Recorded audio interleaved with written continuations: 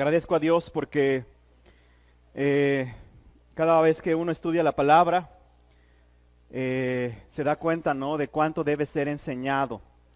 Yo tengo 34 años y he vivido durante mis 34 años con cosas que me inculcaron mis padres, con cosas que observé, con cosas que otras personas me dijeron. Y a veces uno desarrolla su vida creyendo que eso es verdad. Pero la palabra de Dios te enseña y te dice, espérate tantito, ¿no? Este es el camino, esto es lo que debes saber, esto es lo mejor. Y este tiempo que hemos estado estudiando y que me ha tocado estudiar Eclesiastés, me doy cuenta que hay cosas que aprendí, cosas que escuché, ¿no?, que no eran tan buenas, ¿no? La palabra me ayuda a dirigir mi vida y a dirigir mi camino como Dios lo quiere, ¿verdad? Entonces, acompáñame a una oración antes de comenzar esta mañana. Acompáñame a una oración. Dios, muchas gracias, Padre, por permitirnos de nuevo estar aquí reunidos este domingo. Gracias por permitirnos, Dios, compartir este tiempo con los demás hermanos. Gracias porque podemos alabarte, Dios, podemos glorificar tu nombre. Y gracias, Padre, porque podemos ser enseñados, Dios. Está claro que la Biblia siempre toca nuestro corazón. A través de ella, a través de tu palabra, nos transformas, nos diriges. Vemos tu amor, vemos tu compasión, vemos tu misericordia. También, Dios, vemos la reprensión a nuestra vida, Dios. Y te ruego, Padre, que esta mañana, Dios, lo que podamos estudiar sea profundo, sea verdadero, sea espiritual, Dios, y que de verdad, Dios, nos lleve a estar de nuevo cada día rendirnos hacia ti, Padre. Gracias, Padre, y todo te lo pido y te lo oro en nombre de Jesús. Amén. Bueno, hemos estado viendo cada semana un capítulo de Eclesiastés. Esta semana vamos a ver Eclesiastés capítulo 4. Y el tema de esta semana es la condición de la vida y cómo enfrentarla con sabios consejos. Así que la condición de la vida y cómo enfrentarla con sabios consejos. Y bueno, yo creo que a pesar de que hemos estado viendo solamente 3 capítulos de Eclesiastés, sabemos, yo creo que ya nos quedó claro que Eclesiastés es narrado desde la propia experiencia. Salomón lo narra desde lo que él vivió, hizo y observó. Y cuando Salomón vio todas estas cosas que nos ha narrado y que nos va a seguir narrando, todo lo que vio fue desalentador. Te comenté la otra vez que parece ser que Salomón está deprimido y él está buscando en lo que dice la Biblia que hay debajo del sol o lo que el mundo ofrece, satisfacción, felicidad y sentido de la vida, y llega a la conclusión de que todo es vano, sin sentido e inútil. Y esto es muy real porque cuando cuando un hombre quiere sacar a Dios de la ecuación y vivir solamente con lo que los ojos pueden observar en este mundo, la vida se convierte en algo absurdo, en algo deprimente y sin sentido. Ha concluido Salomón después de todo esto que él vivió y lo que hemos visto y lo que veremos, sacó esta conclusión. Si tú solamente observas este mundo y sacando a Dios de la ecuación, seguramente en algún punto de tu vida estarás deprimido y sabrás que todo es vano, todo es sin sentido y todo es inútil. Y fíjate lo que dice Eclesiastés, vamos ahí, si puedes abrir tu Biblia, si no ahí tenemos las escrituras. Eclesiastés capítulo 4, versículo del 1 al 3. Empieza el capítulo diciendo lo siguiente: luego me fijé con tanta opresión que hay en esta vida. Vi llorar a los oprimidos y no había quien los consolara. El poder estaba del lado de sus opresores y no había quien los consolara. Y consideré más felices a los que ya han muerto que a los que aún viven. Aunque en mejor situación están los que aún no han nacido, los que han visto aún la maldad los que no han visto perdón, aún la maldad que se comete en esta vida.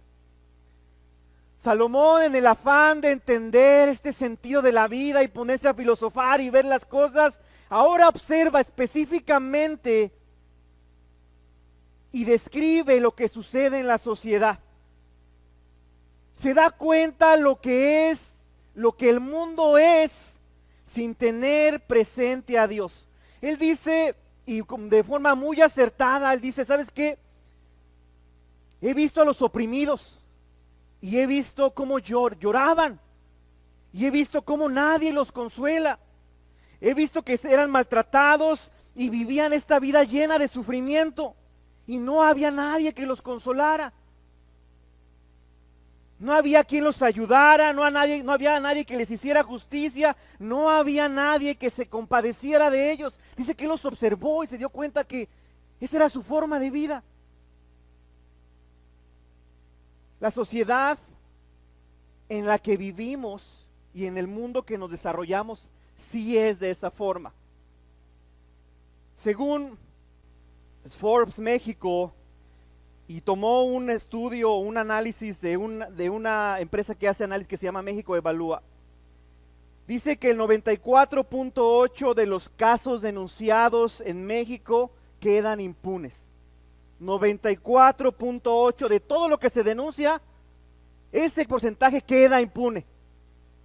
Que de cada 100 delitos cometidos en México, solo 6.4 delitos se denuncian.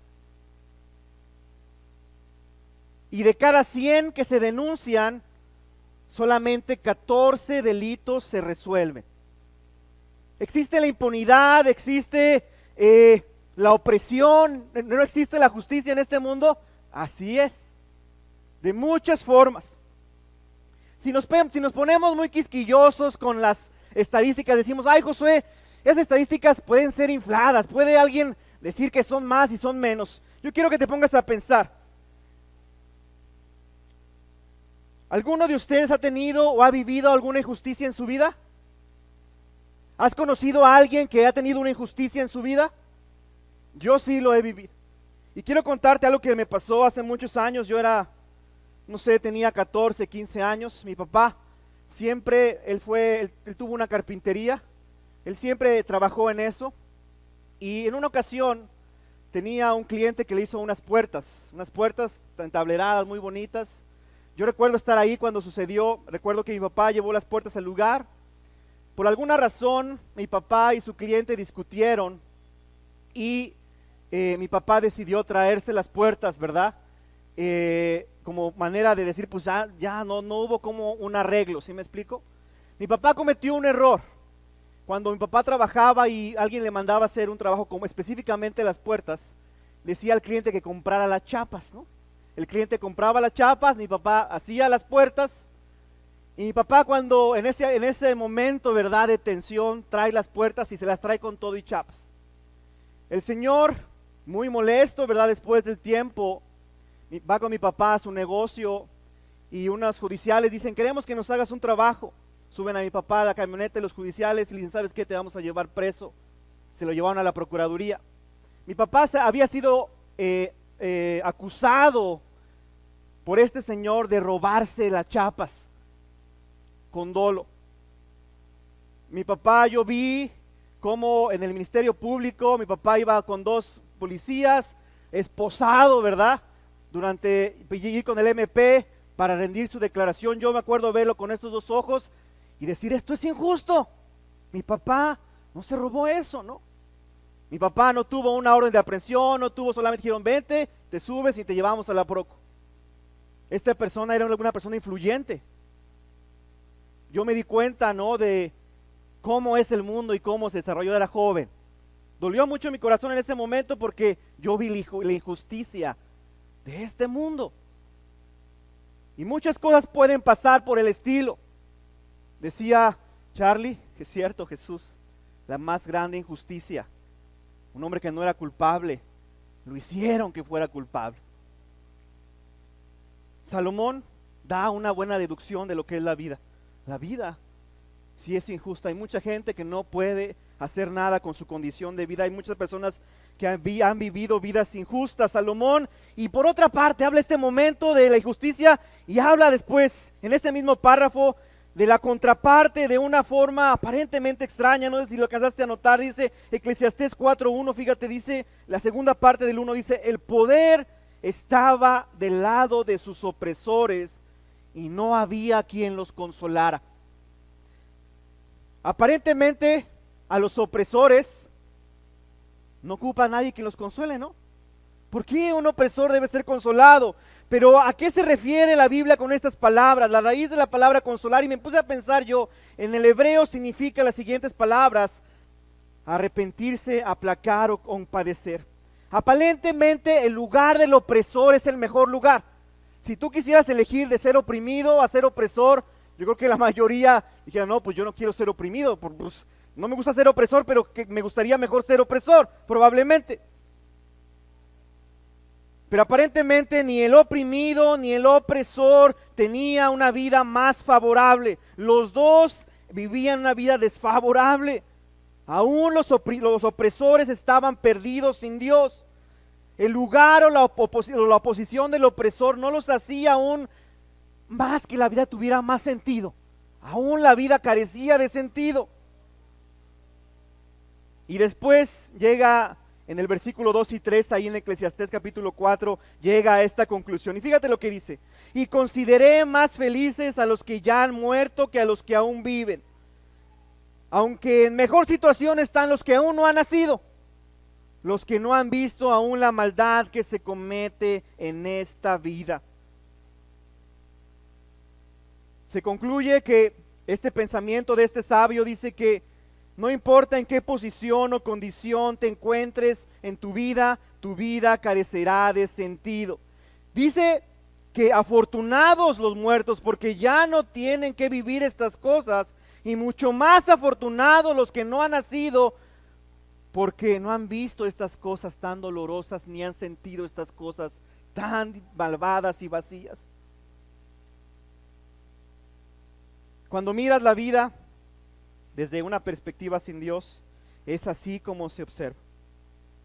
O sea, es la verdad. Puedes buscar la justicia en esta vida y jamás encontrarla. ¿Tú sabes quiénes fueron los nazis? La mayoría de ellos no fueron castigados. Tú puedes buscar la riqueza y adivina qué, jamás encontrarla. Se hizo un estudio económico y eso me gusta mucho porque te hace dar cuenta realmente de dónde estamos parados y qué es la vida en sí. Se hizo un estudio económico que cuánta posibilidad tenían tus hijos o tú como hijo estar mejor financieramente que tus padres. La posibilidad de crecimiento para ti como hijo, que estuvieras mejor que tus padres o tus hijos estuvieran mejor que tú, solamente era de un 8%.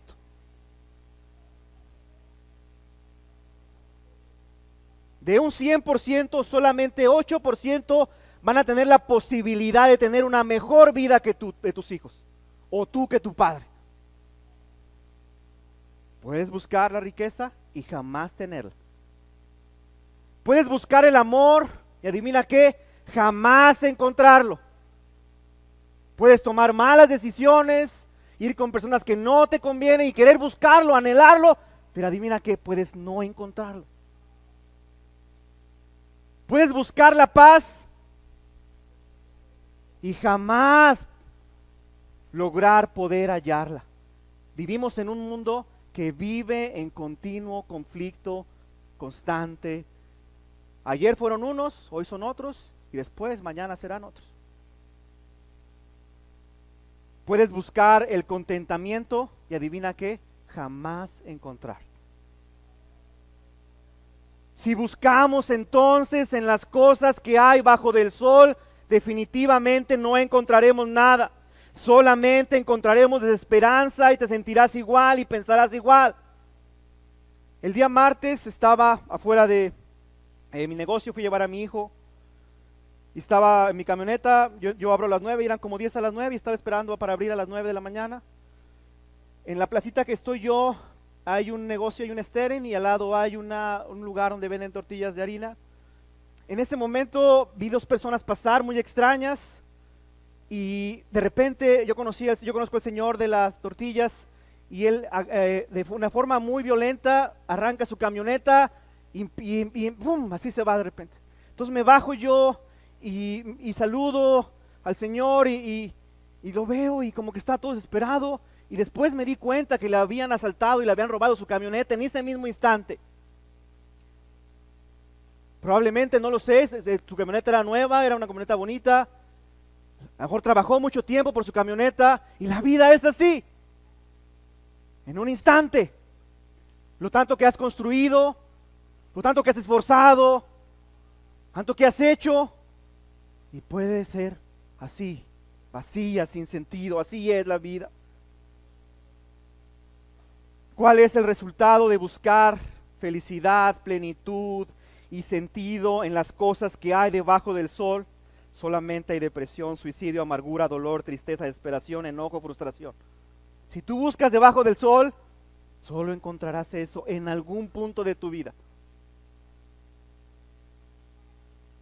Después la Biblia en este momento en Eclesiastés hace varias comparativas que me parecen muy buenas y voy a tratar de tomar todo para que tú lo tomes en tu corazón. Yo lo he tratado de tomar, son muchas cosas, pero que espero que las tomemos juntos. Fíjate lo que dice Eclesiastés, capítulo 4, versículo 4 al 6, dice, es la primera comparativa.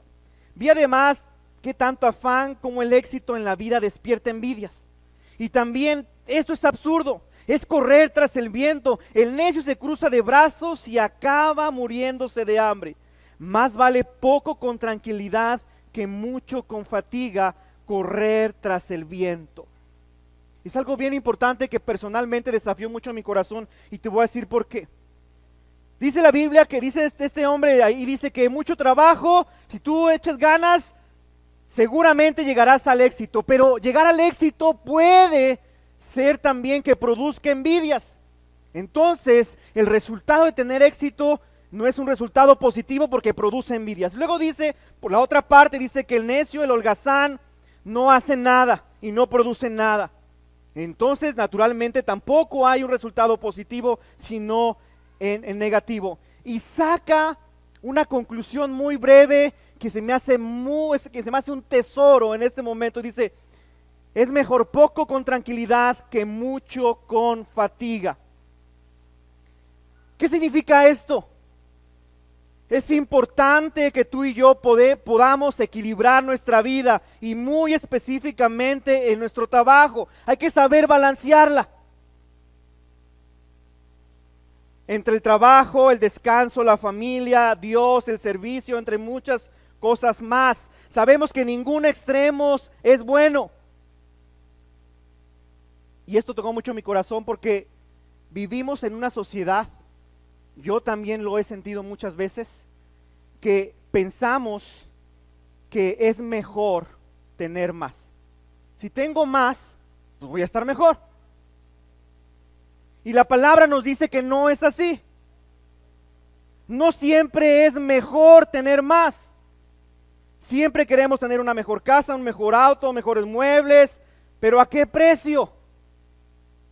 Durante un periodo de mi vida, como desde los 15 años hasta los 19 más o menos, yo me gustaba mucho el fútbol en ese entonces, ya no tanto, ya estoy un poquito más gordito, estaba muy flaco y ahorita ya no hago nada de fútbol, pero durante ese tiempo yo me metí a las fuerzas básicas del Monarcas Morelia cuando aún existía y yo entrenaba todos los días. Cada fin de semana, cada 15 días yo tenía que salir fuera de Morelia porque era un partido fin de semana en Morelia y luego otro en México, Aguascalientes, donde tú me digas. Durante 4 años no pude pasar más de 2 días el fin de año con mi familia. Yo era un chico de 15 años, 16, 17. Para ser un jugador profesional, yo tenía un precio que pagar. Probablemente no estar con mi familia. Durante un mes me ausenté de la escuela y evidentemente reprobé un año de la escuela por no estar. Si yo quería ser un jugador profesional, yo tenía un precio que pagar. Y lamentablemente, ¿por qué te pongo este ejemplo? se nos ha metido a la cabeza que lo mejor en esta vida es siempre tener algo mejor. Que sí, pero naturalmente, si quieres tener algo mejor, adivina qué, hay un precio que pagar. Tu familia, tu salud, tu tiempo, Dios, servicio en la iglesia, hay un precio que pagar. No tener una vida equilibrada. Yo me quedé tan, no sé si asqueado es la palabra, pero tan así del fútbol, que el día que dije ya estuvo, ya dije ya no quiero más, estoy cansado. Esa fue mi experiencia. Pagué un precio y no me gustó el precio que pagué, dije hasta aquí. Me gusta mucho y vamos a ver una escritura en que dice Proverbios 15:16, y esto refresca mucho mi corazón, me ayuda mucho en mi conciencia y mi mente. Dice: más vale tener poco con temor del Señor que muchas riquezas con grandes angustias. ¿Por qué la Biblia es buena y es increíble y es verdadera? Porque la sociedad nos dice que lo mejor es tener más. Y la palabra nos dice, no siempre es mejor tener más. No siempre. Y es difícil pensar diferente a este pensamiento, porque, bueno, entonces seré un mediocre, ¿no? Entonces no alcanzaré ninguna cosa en mi vida.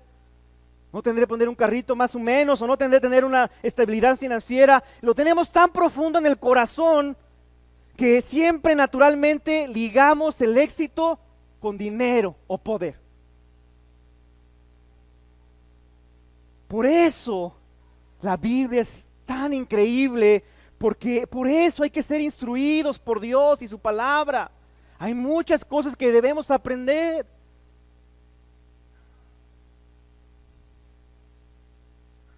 A través de lo que te comenté ahorita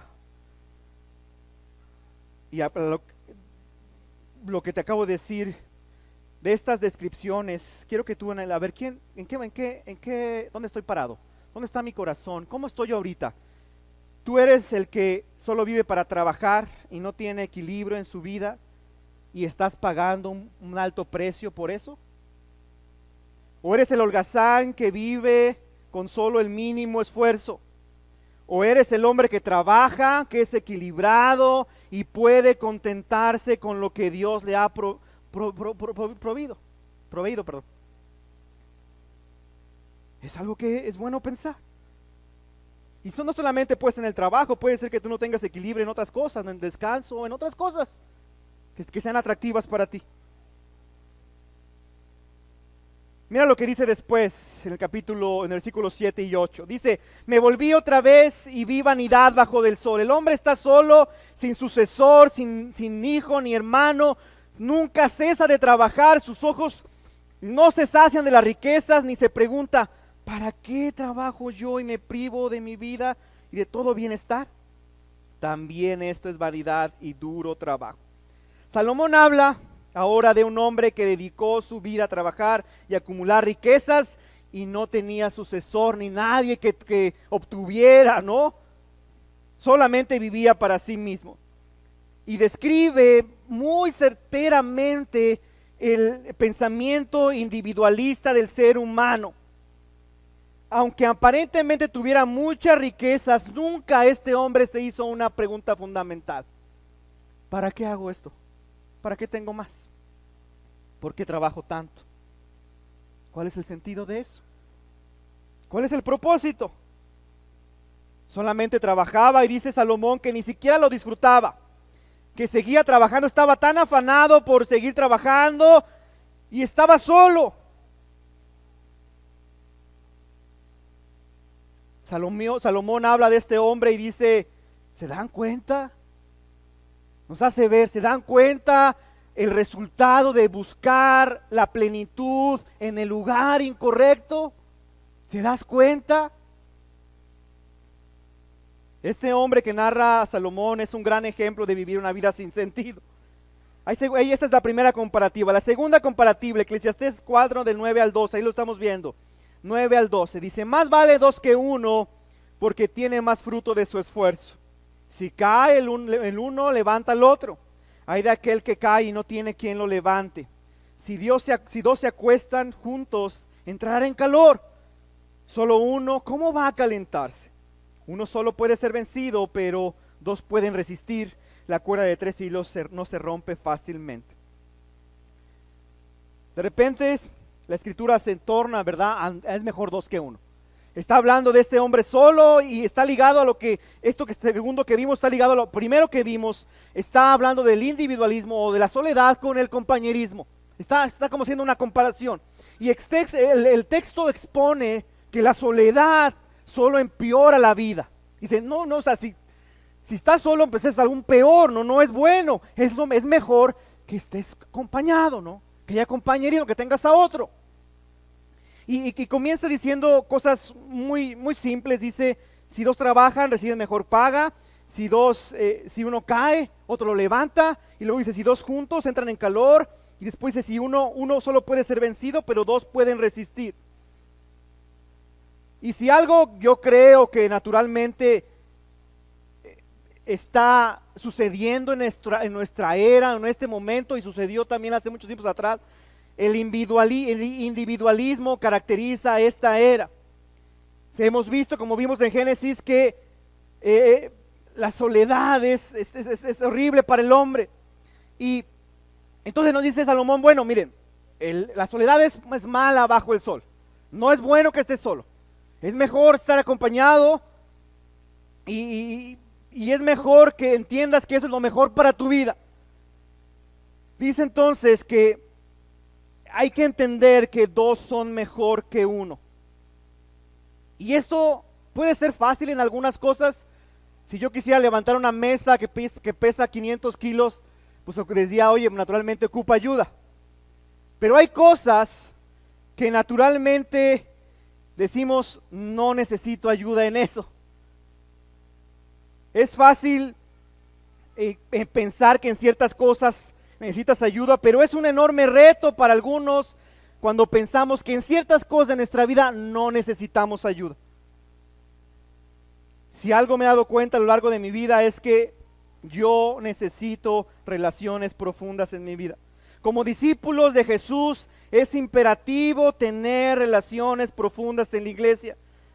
Si tú has pasado tiempos difíciles y alguien ha estado a tu lado, sabes a lo que me refiero.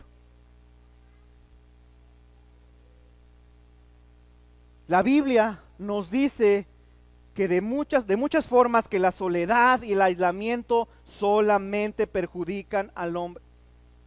Cuando tenemos a otros es una gran bendición. Cuando tienes a otros a tu lado es una gran bendición.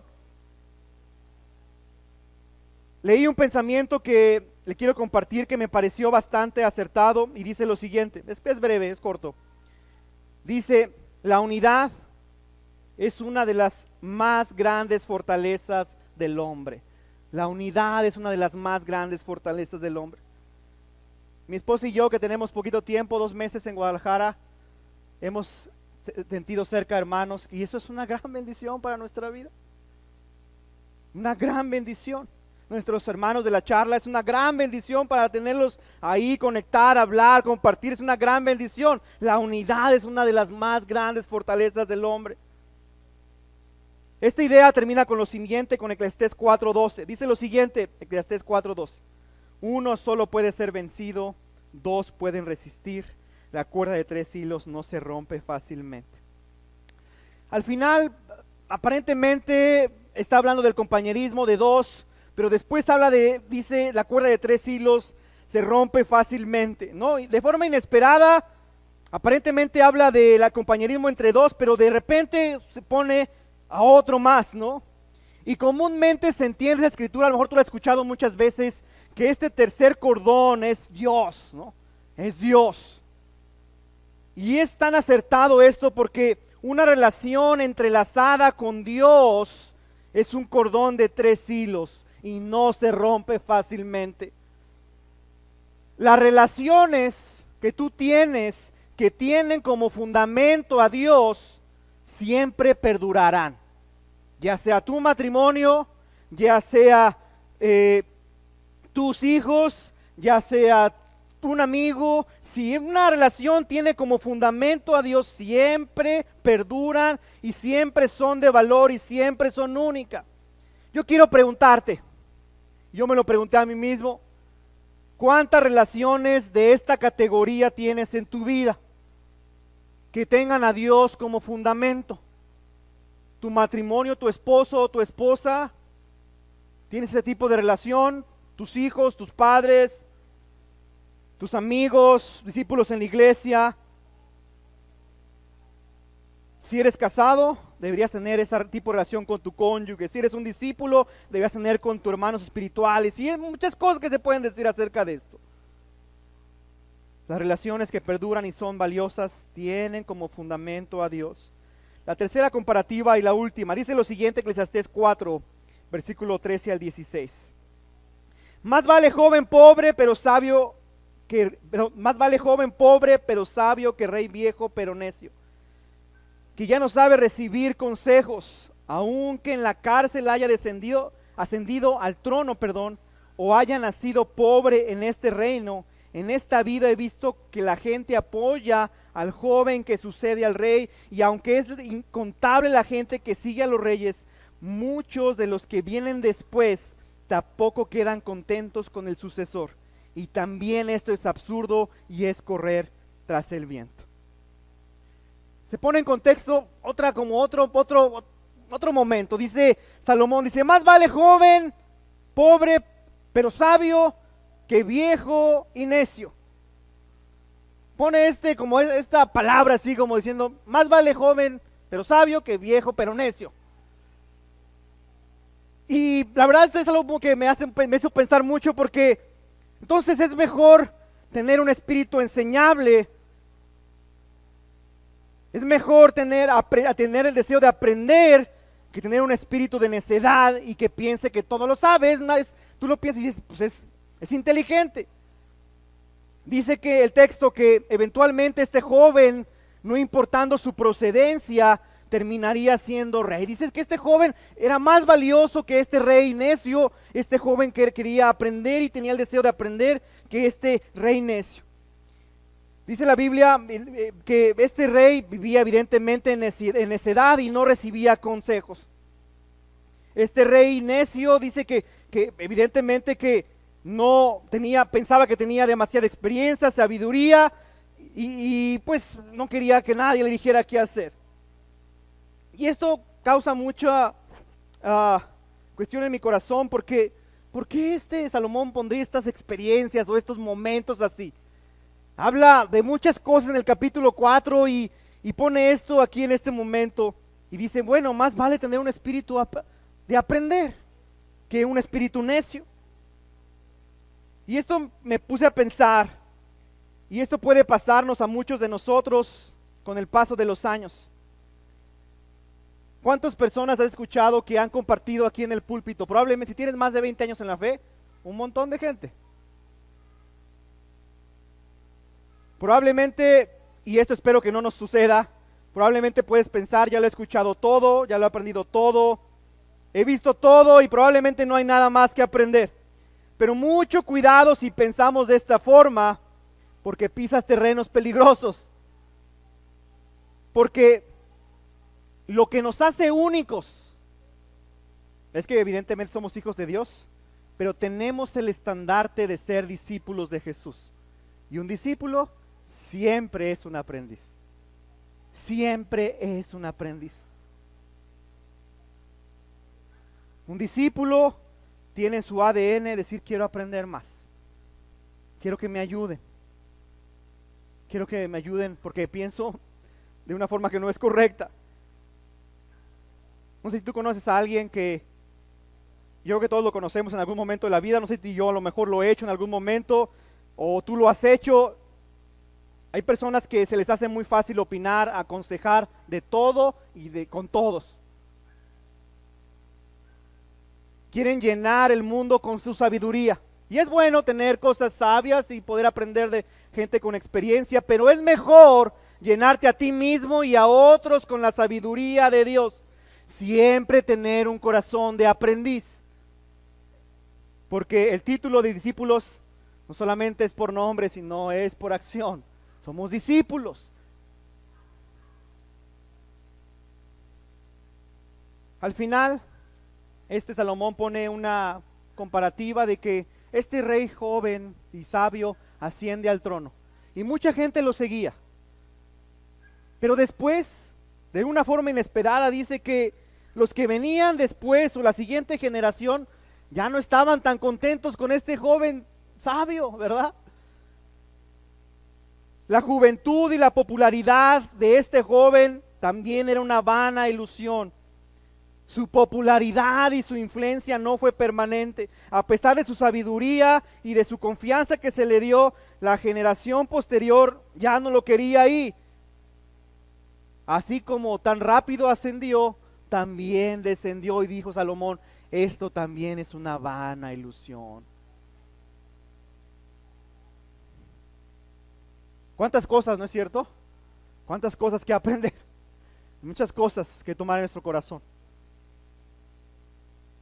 De todo corazón, espero que puedas tomar algo en tu vida.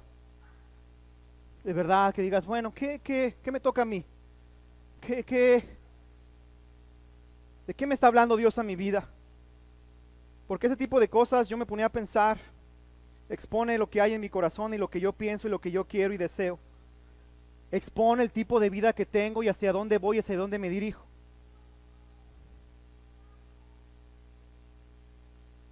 ¿Dónde está nuestro corazón?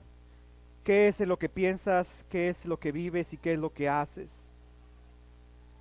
Y si algo me ha quedado personalmente grabado con estos estudios, es que debo entender dónde no debe estar mi corazón.